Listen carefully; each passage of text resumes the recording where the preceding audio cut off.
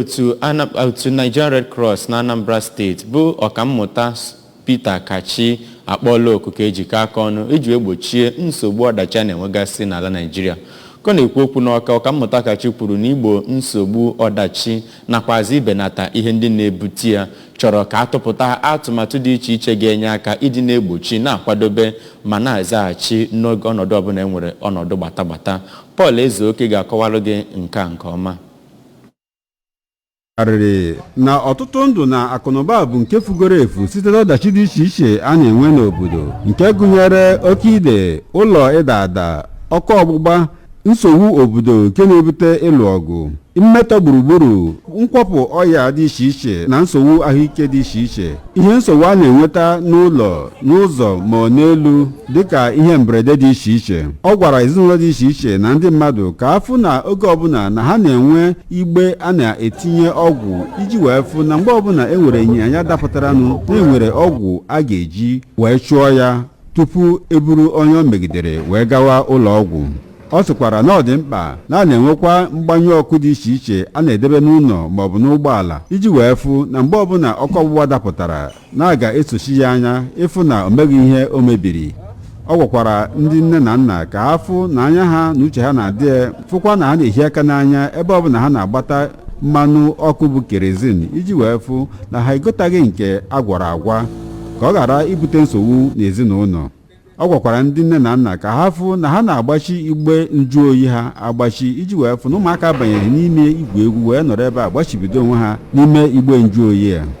O toro gọọmenti Anambra steeti mbọ ọ na-agba iji wee fụ na ọ kwadoro n'ụzọ pụrụ iche ihe gbasatara oke ide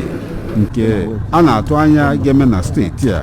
nke bidogolo mebe emebe site na itinyesi ọtụtụ ihe atụrụ anya ebe a ga-echekwa ndị o megidere ka ha wee fụ na o nwere ebe ha ga-anọ wee zere ndụ. O tokwere gọọmenti steeti a otu o si wee gbaa mbọ fụ na onweghị ọya dịka ọya ọnyụnyụ na nke ndị ntụkasị n'ahụ gbasara na steeti a maka ihi mbọ ọ gbara fụ na-etinyere ihe ndị ekwesịrị itinye nụ ma na-edebe gburugburu ọcha iji wee fụ na ụdị ọya ebighị ndị be anyị aka ọjọọ. Ọkammụta Kachi kpọrọ oku ka afụ na na-agbasa usoro eji arụ ụlọ iji wee fụ n'ọsọ ndị o doro anya ka a na-enye ọrụ ịrụ ụlọ ọbụla ma fụkwa na akụrụngwa eji arụ ụlọ bụ nke kwesịrị ekwesị na otu o si wee kwesị. O kwere nkwa na otu Red Cross bụ ndị ga-agbado anya ịfụ na ha na gọọmenti na otu dị iche iche ga-ejikọ aka iji wee zụọ ndị mmadụ n'ụzọ pụrụ iche ịma ka ha ga-esi wee mee mgbe ọbụla e nwere ọdachi n'etiti ebe ha nọ ma fụkwa na a na-agba mbọ izenahụ maọbụ igbochi ọdachi dị iche iche ịdapụta.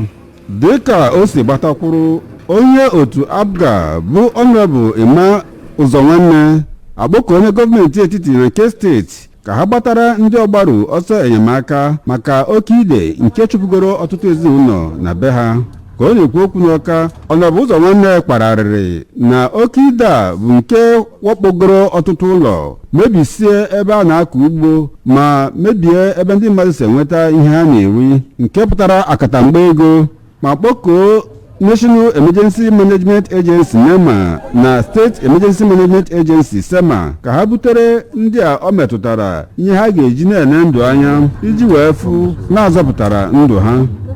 Ọ sịrị na ọ dị mkpa na etinyere amụma dị iche iche nke gụnyere ije kpochaa ma zọchaa osimiri Niger iji wee fụ na ihe gbasatara oke ide afọ ọbụla bụ nke bịara n'isi njedebe. O toro gọvanọ Chukwuma Soludo maka mbọ ọ gbagoro iji wee fụ na o wugharị steeti a n'ogo dị elu.